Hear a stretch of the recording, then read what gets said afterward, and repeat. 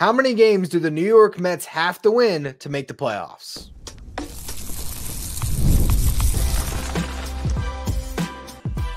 You are Locked On Mets, your daily New York Mets podcast. Part of the Locked On Podcast Network, your team every day.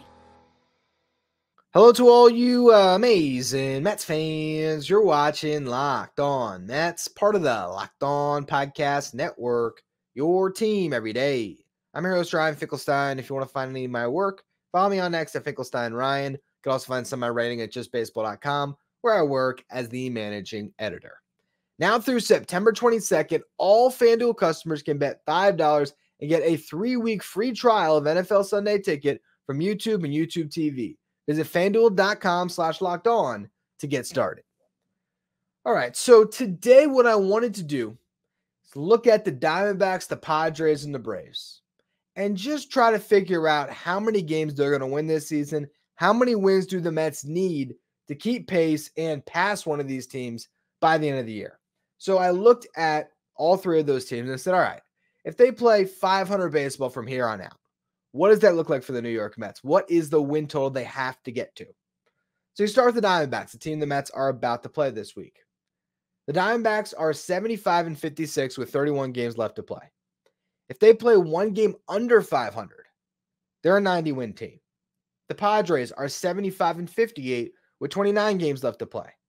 If they play one game under 500, they're an 89-win team. If they play one game over 500, they're a 90-win team.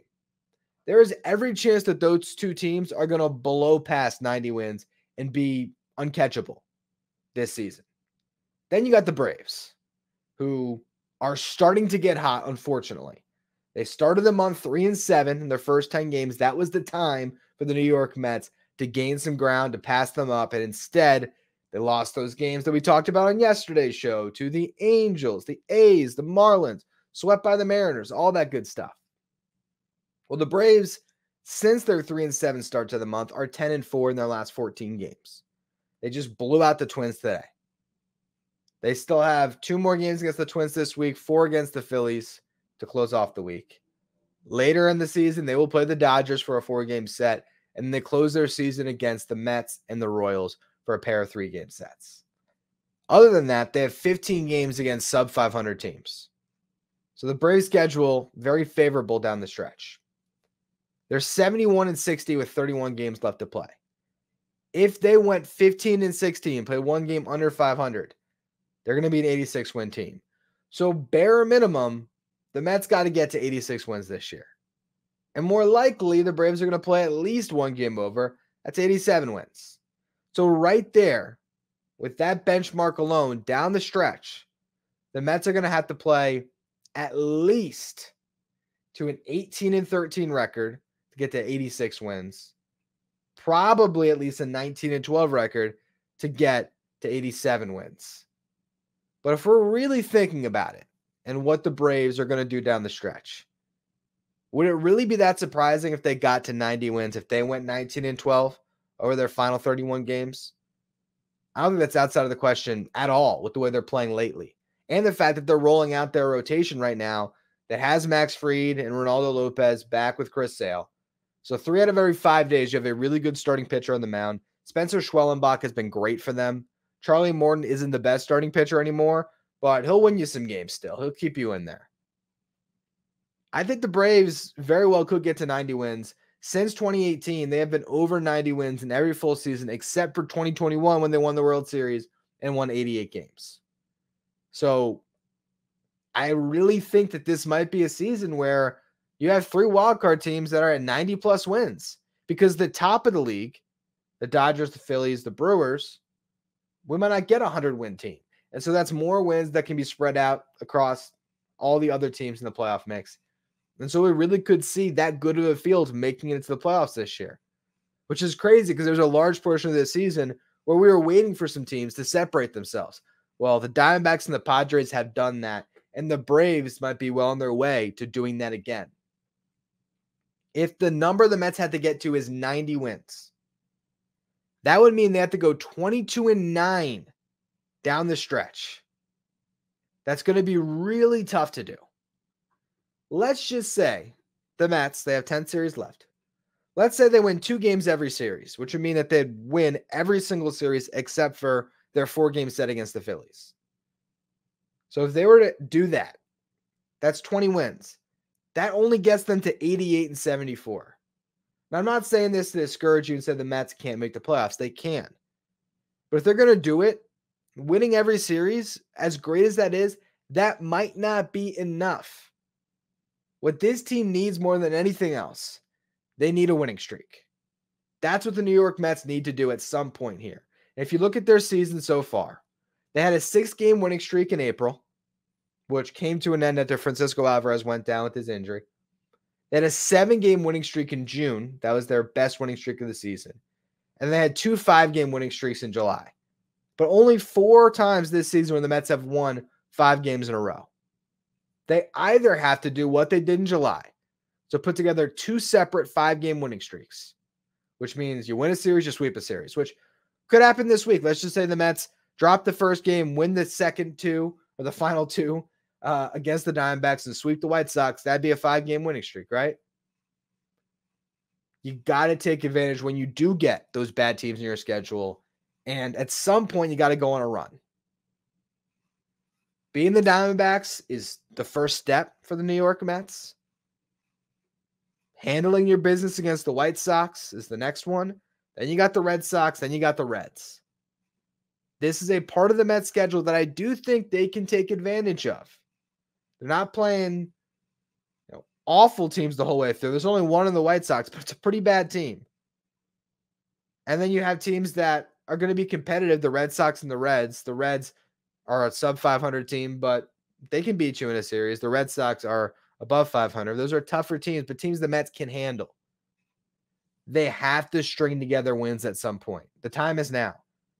Because again, you might have to go 22-9 down the stretch. Now, the math on that changes if you go through a winning streak, though. Let's say the Mets swept this week. Not going to happen. Let's just envision a world where they somehow shock the Diamondbacks and sweep the White Sox. Well, 22-9 becomes 16-9. A lot more reasonable. Still tough, but a lot more reasonable. So the Mets have to figure out how to string some wins together here.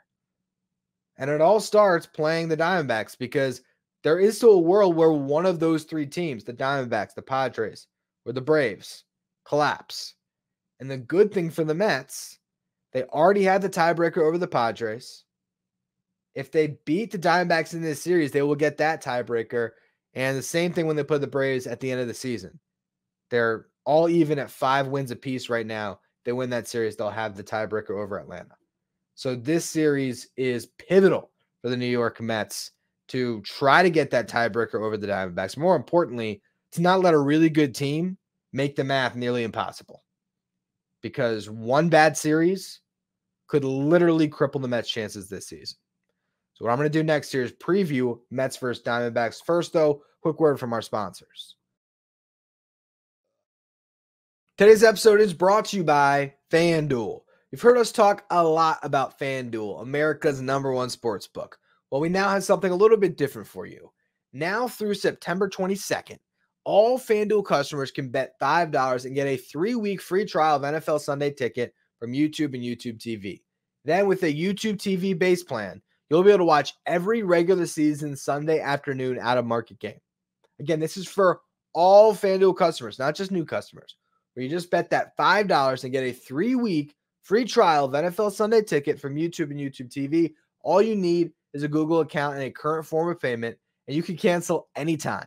Just visit FanDuel.com/lockedon to download America's #1 sportsbook. If you're an everyday listener to the show, make sure you become a Locked On Mets insider. This is our texting service where you get updates from me anytime news breaks on the Mets. You can ask me questions anytime. You can even ask me for a shout out on the show, which is why I want to shout out my man Jason. Said his boys will be listening. They'd go nuts if they heard me shout him out on the show. So shout out to you, Jason. Hope you guys enjoy the show today and are tuning in for every single day of this stretch run for the New York Mets. We also have the Locked On Mets signed photo giveaways if you're an insider. And I promise this week, insiders, I will get you a couple of giveaways I've been slacking lately, been pretty busy. I want to make sure I send a couple of photos out this week. So if you hop in now, become an insider, you can take part in that. Find a link in the episode description or go to subtext.com/LockedOnMets. Now let's talk about this series against the Arizona Diamondbacks, the hottest team in all of baseball. And it began with their 4-game set against the Mets. That was split. 2 games played at the end of May. First 2 games in June. The Mets closed out May strong. It's a bad month for them, but they won the final 2 games, and that was after the players-only meeting. Then the Diamondbacks even up the series, winning the first 2 games of June. If you look at their record month by month, the Diamondbacks 16-11 in June, 17-8 in July, and so far in August, 17-5. Over their last 74 games, they are 50-24. That is a .675 winning percentage, which over a full season, they'd be on pace for 109 wins. They have been unbelievably good. Now, what goes up must come down. At some point, you would expect this team to hit a slide. Maybe it doesn't happen until October. Maybe they ride this wave all the way through. But at some point, you're going to stop playing at a 109 win pace. Maybe this is the beginning of the end of this hot streak for the Diamondbacks. Maybe they're due for some losses. We'll see. They just reeled off 6 straight wins. They swept the Marlins. They swept the Red Sox. Prior to that, I believe they got swept by the Rockies. And then they had won, I think, a handful of games before that. So they are, again, really hot. But if the Rockies can get them, the Mets can get them. In August, though, the Diamondbacks had the best offense in baseball. They're hitting .275 as a team, .362 on base, .490 slug, with a team WRC plus of 136. Now, WRC plus is weighted runs created plus, measuring hitters on a league average of 100. So as a team, they have been 36% better than your league average hitter. For context, this season, Francisco Lindor is somewhere in the 130s for his WRC plus. I don't have the number in front of me, but that's just showing you how impressive it is for a team to hit that well. They're also leading baseball in home runs, tied with the Yankees with 39. And the Yankees have Aaron Judge and Juan Soto, and I'm pretty sure the 2 of them have hit like 20 home runs this month. So this has been a collective approach from the Diamondbacks to rack up all these home runs. They've done it without Christian Walker, who's been sidelined with an oblique injury, if I'm not mistaken. Ketel Marte, I think it's an ankle. So their 2 best players are out, or at least their 2 best players for this season. But Corbin Carroll has started to turn it on a little bit. Geraldo Perdomo is playing out of his mind lately. Jock Peterson has put up some big numbers. Jake McCarthy has been really good. Eugenio Suarez had a horrible first couple months of the season. He's really turned it on. They have this catcher, Adrian Del Castillo, who has replaced Gabby Moreno and has done really well with the bat. Lourdes Gurriel Jr. swinging it well. Josh Bell comes over at the deadline. He's posting a 120 plus WRC plus. In their lineup, the top 10 guys in August have a WRC plus of 124 or better. That's insanely good. On the pitching side, they have one of the best bullpens in baseball as well, at least lately. Second best bullpen when it comes to WAR, according to Fangraphs, and a 3.20 ERA in the month of August. Now, that WAR number is also in the month of August. AJ Puck, who they picked up at the deadline, has been nasty. 0.90 ERA in August. They have a couple other guys, Kevin Ginkel, a few others, who have a really good numbers in August as well. Their rotation is 20th in ERA. They're also better versus right-handed pitching than left-handed pitching, because when they have a lefty on the mound, Jock Peterson doesn't start. So you take one of their best bats out of the lineup for the beginning of the game. Corbin Carroll bats left-handed. He's much better facing righties. And Josh Bell, he swings it better from the left side than the right side. So he's better when there is a righty on the mound. Luckily for the Mets, they have a couple lefties going in this series. I'm assuming. We still don't know if David Peterson's going to start the final game. I hope he will. The way the Mets have to win this series is the same thing we saw them do against the Padres, which is get good starting pitching and win the early part of the game. You don't want to make this a close game late, because the Diamondbacks are going to beat you 9 times out of 10 because they have such a good bullpen and they can get those timely hits, especially being the home team with all the momentum in the world with how they've played over the past basically 2.5, 3 months. So the Mets have to get great starting pitching in this series, and they have the guys to do it. They got Sean Manaea, Luis Severino, and again, I hope David Peterson going. They got to score early and often as well. Now they're going to go up against Eduardo Rodriguez in game 1 of the series. Eduardo Rodriguez been hurt for most of the year. He'll be making his 4th start of the season. He has yet to go 6 innings in any of those first 3 starts, but he did get up to 100 pitches his last time out, and that was on August 20th. He's got 6 days rest, so I'd imagine Eduardo Rodriguez is going to be good to go for 100 pitches again, so he can pitch deep into this game. The Mets are going to run out the righty lineup, so Jose Iglesias will be starting at second. I'm sure of that.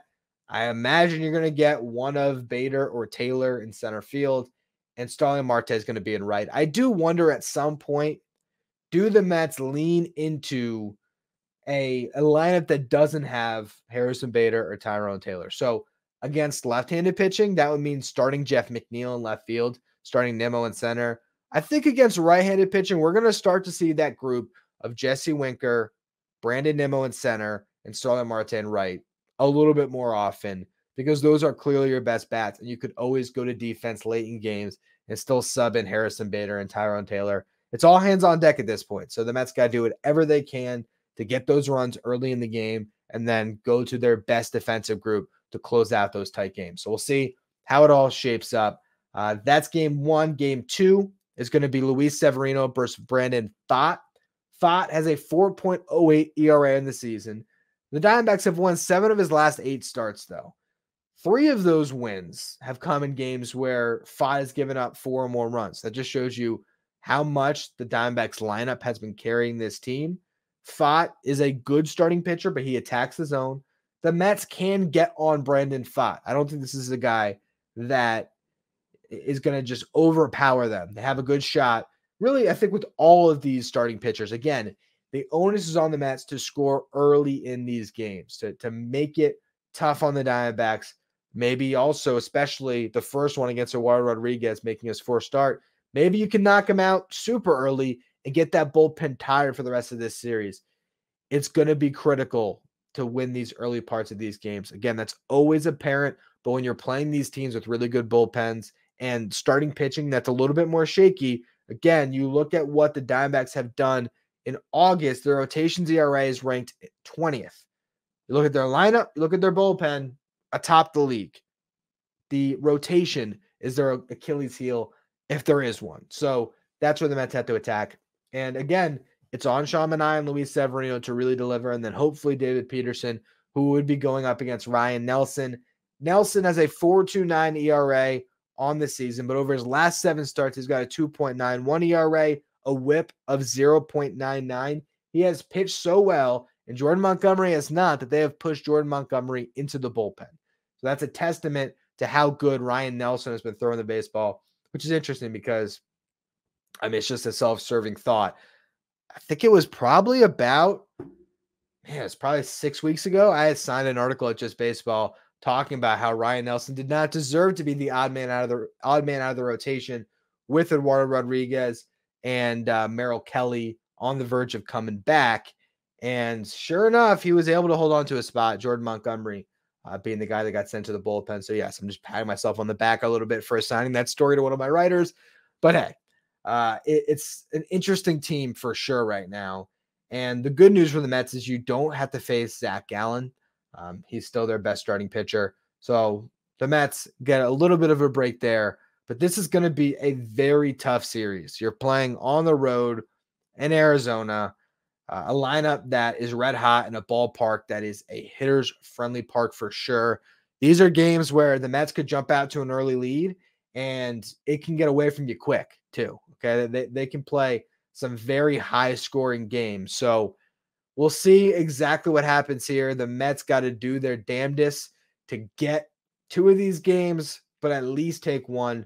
It all begins tonight, late start. I believe this is our last West Coast series of the season, which is very nice for podcasters that do shows after the games.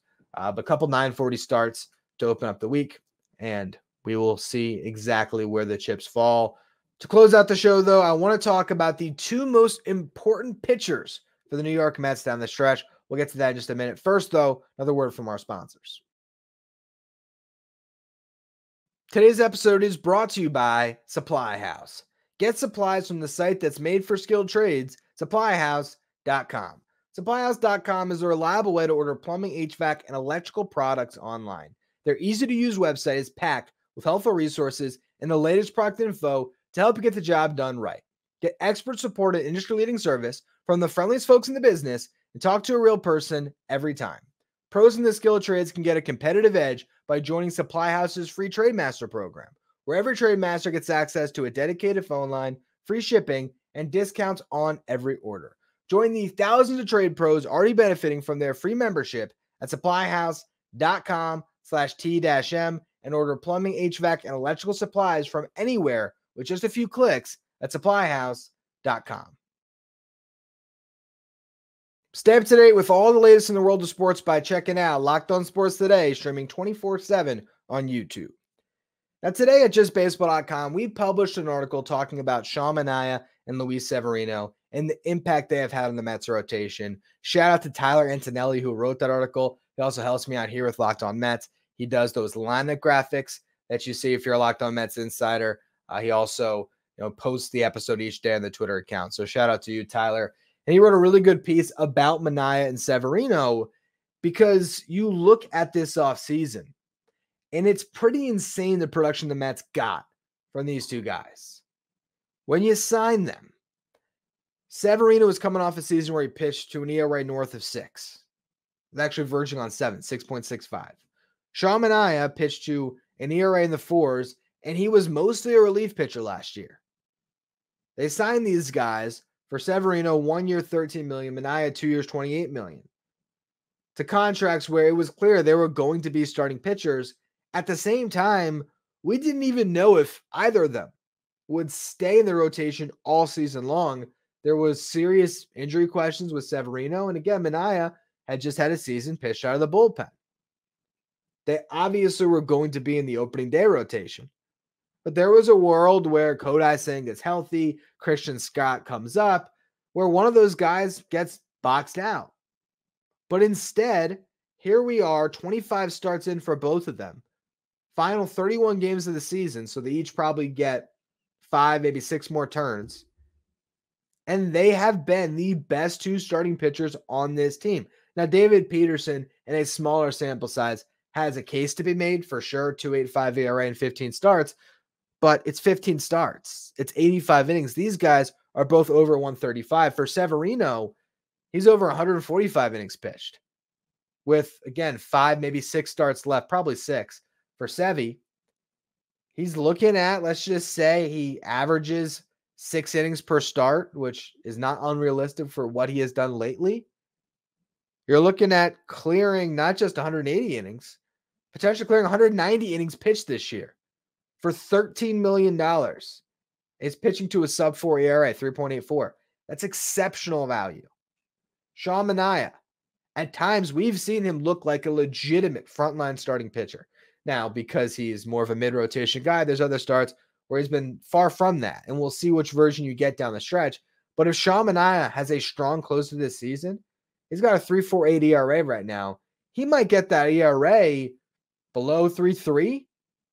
Imagine Sean Manaea hits free agency next year with a 3.25 ERA over 170 innings pitched. How much money is he going to get? So it's really crazy the production the Mets have gotten from those 2 guys in particular, because without them, the Mets would have cratered. You need dependable starting pitching to have a good season. That is imperative. Look at the last 5 years and the better seasons the Mets had, the worst seasons they've had.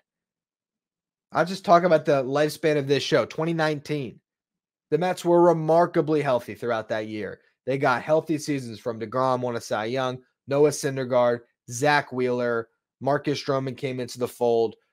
You had, I don't know why in my head I'm saying John Neese, but Steven Matz, wrong left-handed starting pitcher. Even what was it, Jason Vargas before Stroman? I mean, they had consistent starting pitching. I think they pretty much only used like those 6 guys, and they had a really good season. They didn't make the playoffs, but they came up just short. 2020, horrible starting pitching, shortened season, obviously, but that really cost the Mets. They couldn't find a consistent starting pitcher that year. 2021, Jacob deGrom is an MVP in the first half. They lose him, their season falls apart. 2022, you get Max Scherzer, Taijuan Walker, really good. Chris Bassett, great. Carlos Carrasco posts a solid season. David Peterson, when he made starts, was good. Tyler McGill even had a great April. Good starting pitching, 101 win season. This year, having Manaea, Severino, and even Jose Quintana, who is pitching to a 4.36 ERA. He's had his rough months for sure, but 140 innings pitched, that's still extremely valuable. And a sub 4.5, that's still a quality starting pitcher. David Peterson, of course, has been great over the past couple months. The starting rotation, which looked like the weakest point of this team going into the season, has in a lot of ways been the consistent backbone. When the team has great runs, it's due to an offense that can be ignitable. And when they go through great droughts offensively and when their bullpen costs them games, that's when this team is at their worst. But the starting pitching, while they haven't always gone deep enough in games, they have found a very consistent group, and it really all starts with Manaea and Severino. And now your playoff hopes are really staked to those two guys.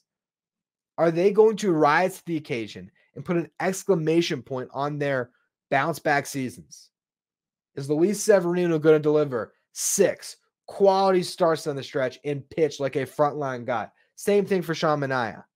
If they do that and the Mets win a bunch of those games, the math gets a lot better for them to find their way into October. And the onus is on David Peterson, Jose Quintana to do that as well. And then whoever's in that 5th spot, Tyler McGill is going to have to step up at the end of this week for sure. And then we'll see if and when Paul Blackburn can come back. But this is a Mets team that has gotten, I think, a lot more than you would have expected from their rotation. And it's because of 2 fantastic signings by David Stearns. Pick those guys up off the scrap heap, essentially. I mean, they got money, but guys that were not considered top free agents. To find 2 viable starting pitchers that are in line to make 30 starts for you and pitch well north of 160 innings, that is incredible value that the Mets got this past offseason. Anyway, that's going to be all for today's edition of Locked On Mets. Like I said, I'll be here every single day breaking down all of the latest in this playoff race. So make sure if you're listening to the show today, you follow, rate, and review wherever you get your podcast. If you're watching on YouTube, do me a favor, hit that subscribe button. The goal is to get to 10,000 subs by the end of the season. We got a lot of work to do. Appreciate all of you. Continue to subscribe. If you want to be a Locked On Mets insider, find the link in the episode description. Go to subtext.com/LockedOnMets. Thank you for making Locked On Mets your first listen or your first watch every day, not for your second watch. Head over to YouTube and check out the first ever 24/7 streaming channel that covers everything in the world of sports. Talking about Locked On Sports Today with our local hosts from each team, our league-wide hosts from each league. Find Locked On Sports Today streaming 24/7 on YouTube.